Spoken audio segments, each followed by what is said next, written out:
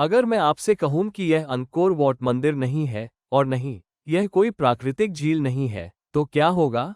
इस मंदिर के बारे में कोई नहीं जानता। मैं शर्त लगाता हूं, आपने इस मंदिर के बारे में कभी नहीं सुना होगा। कंबोडिया में इसे नीक पुआन मंदिर के नाम से जाना जाता है। यह इतना रहस्यमय है कि विकिपीडिया भी इसे मंदिर नहीं कह रहा है, बल्कि इसे प्राचीन काल में निर्मित एक कृत्रिम द्वीप बता रहा है। लेकिन बात और भी अजीब हो जाती है। यह मंदिर किसे समर्पित है? भगवान शिव को? नहीं। भगवान बुद्ध को? नहीं। ये पूरा मंदिर नागू को समर्पित है, जो सर्प रूपी सरीसृप देवता है। नीक पुआन नाम का अर्थ वास्तव में आपस में गुथे हुए नाग है, जैसे डीएनए स्ट्रैंड। कंबोडिया में नीक शब्द का अर्थ नागा होता है। यह नागा को कहने का कंबोडियाई तरीका है। जैसे ही मैंने मंदिर परिसर में प्रवेश किया, मुझे लगा कि यह एक प्राकृतिक झील है, लेकिन विशेषज्ञों ने पुष्टि की है कि यह एक बड़ा झील है। बड़ा क्या है? यह एक कृत्रिम जल भंडार है और यह बड़ा कम से कम 900 साल पहले बनाया गया था। ये कितना बड़ा है? आमतौर पर हम कृत्रिम संरचनाओं का वर्णन करने के लिए फीट या मीटर का उपयोग करते हैं, लेकिन ये बड़ा 2.2 मील या 3.6 किलोमीटर लंबा और लगभग 1 किलोमीटर चौड़ा है। यह इतना बड़ा है। और अगर आप नीक पुआन मंदिर की उपग्रह तस्वीरें देखें, तो यह निश्चित रूप से आपको अंकोर वाट की याद दिलाता है। एक ऐसा भूभाग जिसके बीच में एक मंदिर है और उसके चारों ओर एक बड़ी आयताकार खाई है। अब हम जानते हैं कि अंकोर वाट दुनिया का सबसे बड़ा मंदिर है और इसकी खाई या 12 लगभग 2 वर्ग किलोमीटर में फैली हुई है। लेकिन नीक पुआन की खाई अंकोर वाट की खाई से भी बड़ी है। नीक पुआन की खाई का क्षेत्रफल 3.2 वर्ग किलोमीटर है और इसे दुनिया की सबसे उन्नत प्राचीन जल प्रणाली माना जाता है। लेकिन इन दोनों जल निकायों के बीच एक महत्वपूर्ण अंतर है। बाईं ओर अंकोर वाट की खाई है, जबकि दाईं ओर नीक पुआन की खाई है। क्या आप इन दोनों खाइयों में अंतर बता सकते हैं? यदि आप अंकोर वाट मंदिर को देखें, तो इसमें एक भूमि संपर्क है, एक प्राचीन मार्ग है, एक भूमि का टुकड़ा है जो मुख्य भूमि और मंदिर की भूमि को जोड़ता है। इसलिए जब उन्होंने अंकोर वाट के चारों ओर खाई या गड्ढा खोदा, तो उन्होंने जमीन के इस टुकड़े को बरकरार रखा और इसके चारों ओर खुदाई की। क्यों? क्योंकि हम मनुष्य हैं, होमोसेपियंस स्थलीय प्राणी है। वे जमीन पर चलते हैं। इसलिए उन्हें मंदिर से मुख्य भूमि तक आने जाने के लिए एक भूभाग की आवश्यकता होती है। और अंकोर वाट के दूसरी तरफ यहाँ आप एक संकरा प्राचीन मार्ग, एक प्राचीन पुल और यह नया पुल देख सकते हैं जो पिछले कुछ वर्षों में बनाया गया है। लेकिन अब नीक पुआन मंदिर को देखिए। इसके चारों ओर एक विशाल खाई है। ये सब पानी से घिरा है, लेकिन क्या आपको कोई भूभाग दिखाई देता है जो मुख्य भूमि और द्वीप को जोड़ता है? यह एकमात्र पुल है जो मुख्य भूमि और मंदिर की भूमि को जोड़ता है और इसका निर्माण लगभग 1950 में, यानी लगभग 75 साल पहले हुआ था। उससे पहले मुख्य भूमि को मंदिर से जोड़ने वाला कोई स्थलीय मार्ग नहीं था, कोई पुल नहीं था, कोई प्राचीन पुल नहीं था। इसकी पुष्टि दो अलग अलग स्रोतों से होती है। कंबोडिया के बारे में वेबसाइट्स जैसे कि कैम्बोडियनस इस बात का स्पष्ट रूप से उल्लेख करती हैं कि मूल रूप से कोई पुल था ही नहीं। दूसरे, उपग्रह से ली गई तस्वीर में प्राचीन पुल का कोई भी अवशेष दूर दूर तक दिखाई नहीं देता है। यह अविश्वसनीय है क्योंकि इससे एक अपरिहार्य प्रश्न उठता है। प्राचीन निर्माताओं ने मुख्य भूमि पर जाए बिना भूमि मार्ग से मध्य में स्थित मंदिर का निर्माण कैसे किया? वे फनोम कुलेन पर्वत से पत्थर के ब्लॉक कैसे लाए और उन्हें मंदिर की भूमि या बीच में स्थित द्वीप तक कैसे पहुंचाया? श्रमिक मुख्य भूमि पर स्थित अपने घरों से प्रतिदिन मध्य में स्थित द्वीप तक कैसे यात्रा करते थे और वापस कैसे आते थे? मंदिर के पुजारी के बारे में क्या? क्या उसे मंदिर तक पहुंचने के लिए प्रतिदिन तैरना या नाव का इस्तेमाल करना पड़ता था? यह एक कृत्रिम जलाशय है, यानी मूल रूप से यह एक भूभाग था और प्राचीन बिल्डरों ने मिट्टी खोदकर इसे एक कृत्रिम जलाशय में बदल दिया। यदि वे दुनिया की सबसे उन्नत जल प्रणाली विकसित कर सकते थे, तो उन्होंने सुगम आवागमन और परिवहन के लिए एक भूभाग, एक प्राचीन पुल क्यों नहीं छोड़ा? आज भी स्थानीय लोग नए पुल के बजाय नावों का उपयोग करना पसंद करते हैं, क्योंकि उनके पूर्वज इसी तरह नीक पुआन मंदिर जाया करते थे। स्थानीय लोगों का दावा है कि उनके पास कभी कोई प्राचीन पुल नहीं था और वे कई पीढ़ियों से नावों का इस्तेमाल करते आ रहे हैं, जिसमें एक तरफ से दूसरी तरफ जाने में लगभग 45 मिनट लगते हैं। लेकिन मनुष्य ऐसा मंदिर क्यों बनाएगा जहां पृथ्वी के साधनों से पहुंचा ही न जा सके? क्या इसे अलौकिक प्राणियों ने बनाया था? लेकिन इससे भी ज्यादा अजीब बात यह है कि मान लीजिए आप प्राचीन काल में रहते थे और नाव से द्वीप पर पहुंच गए, तब भी आप द्वीप के केंद्र में स्थित मंदिर में प्रवेश नहीं कर सकते। क्यों? चलिए मैं आपको दिखाता हूँ। मैं द्वीप पर पहुंच गया हूँ और द्वीप के अंदर 10 मिनट चलने के बाद मुझे मंदिर दिखाई देता है। ये रहा मंदिर, लेकिन क्या मैं मंदिर में प्रवेश कर सकता हूँ? नहीं। क्यों? क्योंकि यह मंदिर चारों ओर से पूरी तरह पानी से घिरा हुआ है। मंदिर तक पहुंचने के लिए कोई पैदल मार्ग या पुल नहीं है। तो पानी के बीच में एक द्वीप है और द्वीप के बीच में एक मंदिर है जो फिर से पूरी तरह से पानी से घिरा हुआ है, जैसे एक छोटा द्वीप मंदिर। इसलिए मूल रूप से द्वीप पर भूमि मार्ग से प्रवेश करने के लिए कोई पुल नहीं था, और यदि आप नाव से द्वीप पर पहुंच भी जाते हैं तो भी आप द्वीप के बीच में स्थित मंदिर तक नहीं पहुंच सकते, क्योंकि मंदिर भी पुलों से रहित है और चारों ओर से पूरी तरह से पानी से घिरा हुआ है। अब दिसंबर का महीना है और कंबोडिया में अभी बारिश का मौसम भी नहीं आया है, बल्कि सूखा मौसम चल रहा है और यहाँ इतना पानी है। बारिश का मौसम मई में शुरू होता है। यदि पानी का स्तर अभी इतना है तो बारिश के मौसम में पानी के स्तर की कल्पना कीजिए। पुरातत्वविदों का दावा है कि मूल रूप से एक तरफ एक पुल था और यह उसी पुल का अवशेष है, लेकिन जैसा कि आप देख सकते हैं, ये शुष्क मौसम के दौरान भी पूरी तरह से पानी में डूबा रहता है।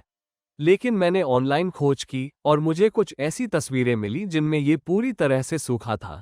इनमें से अधिकांश तस्वीरें 2016 में खींची गई थीं, जो पिछले 100 वर्षों में कंबोडिया का सबसे सूखा वर्ष था। भयंकर सूखा पड़ा था और लाखों कंबोडियाई लोग प्रभावित हुए थे। लेकिन क्या आपको लगता है कि यह एक पुल है? क्या यहाँ पैदल चलने का रास्ता है? मुझे केवल एक ही पत्थर की मूर्ति दिखाई दे रही है, और पुल होने के लिए कंबोडिया के विशिष्ट पुलों की तरह 2 पत्थर की मूर्तियां और उनके बीच एक रास्ता होना चाहिए। इसलिए वर्ष 2016 को छोड़कर लगभग हर समय यह मंदिर जमीन से पूरी तरह से दुर्गम रहा है। इसलिए आज भी मैं वास्तव में मंदिर में प्रवेश नहीं कर सकता। मनुष्य, जो पृथ्वी पर रहने वाले प्राणी है, ऐसा मंदिर क्यों बनाएंगे जिसमें कोई स्थलीय मार्ग, कोई पुल न हो जिससे वहां तक पहुंचा जा सके? प्राचीन काल में मनुष्य इस मंदिर तक कैसे पहुंचते थे? क्या यह मंदिर वास्तव में मनुष्यों के लिए बनाया गया था? इस मंदिर के मुख्य देवता कौन है? यह मंदिर नाग देवता को समर्पित है, जिसे एक सांप जैसे प्राणी के रूप में दर्शाया गया है। इसलिए मंदिर को नीक पुआन कहा जाता है, जिसका अर्थ है आपस में गूंथे हुए नाग, DNA स्ट्रैंड्स की तरह। मैंने आपको भारतीय मंदिरों से कई आपस में लिपटे नागों की मूर्तियां दिखाई हैं, लेकिन इस मंदिर में उन्हें बिल्कुल अलग तरीके से चित्रित किया गया है। मुख्य मंदिर को ध्यान से देखिए। नाग कहाँ है? सबसे नीचे। यहाँ आप इन बहु सिर वाले नागों के सिर देख सकते हैं। ये सांप पानी की सतह के ऊपर झांक रहे हैं। अधिकांश समय ये नाग अदृश्य रहते हैं, लेकिन कभी कभी वे आंशिक रूप से दिखाई देते हैं। ये 2 सिर यहाँ हैं, लेकिन इनके शरीर मंदिर की सीढ़ियों की तरह आपस में गूंथे हुए हैं। इस सांप का शरीर इस तरह ऊपर जाता है और इस सांप का शरीर इस तरह ऊपर जाता है। एक बहुत ही अनोखी अवधारणा जो कहीं और देखने को नहीं मिलती। और इस मंदिर के अद्वितीय होने का एक और कारण है। मैंने अपने चैनल पर आपको सैकड़ों प्राचीन मंदिर दिखाए हैं। अगर आप मेरे वीडियो देखते हैं तो आप जानते हैं कि अधिकांश मंदिरों में नागों की आकृति दिखाई देती है, लेकिन मैंने आपको जितने भी सैकड़ों मंदिर दिखाए हैं, उनमें से कोई भी नागों को समर्पित नहीं है। वे मंदिर शिव को समर्पित थे, जिनके चारों ओर एक नाग रहता है। वे मंदिर विष्णु को समर्पित थे, जो एक नाग पर सो रहे हैं, या वे मंदिर बुद्ध को समर्पित थे, जिनकी रक्षा के लिए भी एक नाग मौजूद है। मैंने आपको जैन मंदिर भी दिखाए हैं, और जैन देवताओं की रक्षा भी नाग करते हैं। लेकिन मैंने आपको जितने सैकड़ों मंदिर दिखाए हैं, उनमें से एक भी मंदिर पूरी तरह से नागों को समर्पित नहीं था। यह एकमात्र प्राचीन मंदिर है जिसका नाम नागों के नाम पर रखा गया है। नीक पुआन का अर्थ है आपस में गूंथे हुए नाग। तो मूलतः मुख्य मीनार के भीतर मुख्य देवता एक नाग थे। लेकिन क्या इसका मतलब यह है कि वहां एक सांप की मूर्ति थी? नहीं, वो एक ड्रैगन राजा थे। हाँ, कंबोडियाई लोगों का मानना है कि मूल रूप से यहाँ एक ड्रैगन राजा, एक छिपकली या ड्रैगन के चेहरे वाले राजा की मूर्ति थी। वह देवराज थे, एक देव राजा जिन्होंने प्राचीन विश्व व्यवस्था की स्थापना की थी। आज भी कुछ स्थानीय लोग यहाँ ड्रैगन राजा से प्रार्थना करने, अच्छी बारिश पाने और अपनी फसलों की अच्छी पैदावार के लिए आते हैं। हालांकि पुरातत्वविदों का मानना है कि इसका निर्माण 12वीं शताब्दी में राजा जयवर्मन सप्तम द्वारा कराया गया था, लेकिन कई स्थानीय लोगों का मानना है कि यह नाग मंदिर देश का सबसे पुराना मंदिर है और इसका निर्माण एक ड्रैगन राजा द्वारा कराया गया था। लेकिन एक सरीसृप राजा एक कृत्रिम द्वीप के बीचों बीच एकांत मंदिर क्यों बनवाएगा, जहां जमीन से पहुंचा ही नहीं जा सकता?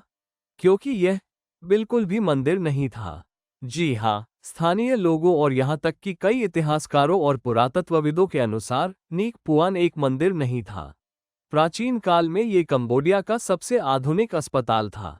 ये जानकारी मंदिर के विकिपीडिया पृष्ठ पर भी उपलब्ध है। जी हाँ, नीक पुआन का असली उद्देश्य यही था। यह एक प्राचीन अस्पताल था जिसका उपयोग लोगों के इलाज के लिए किया जाता था। लेकिन कंबोडिया ने अपनी अतीत की यादों को नहीं भुलाया है।